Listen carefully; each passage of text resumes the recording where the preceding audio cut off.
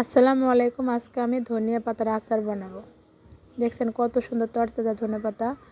এই ধনে পাতাগুলো কেটে ধুয়ে পরিষ্কার করে নিয়েছি। এখন আমি বাটতেছি। আমি ধনে পাতাগুলো সুন্দর করে বেটে নেব।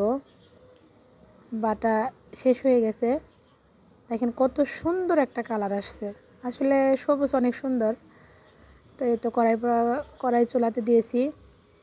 এখন আমি ফোড়ন দিয়ে দেব। পাঁচফোড়ন, শুকনা মরিচ, তেজপাতা। আচারে পাঁচফোড়ন না দিলে আচারের ঘ্রাণ আসে না, এটা দিতেই হবে। তো এখানে আমি এই তো ধনেপাতা বাটা, কাঁচামরিচ বাটা আর রসুন বাটা এটা আমি একসাথে দিয়ে নিলাম। এখন এটা আমি সুন্দর করে নেড়ে চেড়ে এর গায়ের যে পানিটা আছে পানিটা শুকিয়ে নেব। পানিটা শুকানোর পরে আমি আলাদা করে যে তেঁতুলের পানি যেটা বলে, তেঁতুল ভিজিয়ে রেখে যে কাকটা বের হয় এটা দিয়ে দিলাম। এখানে তেঁতুলের কাকও আছে, আবার লেবুর রসও আছে, যাতে আচারটা আমার নষ্ট না হয়।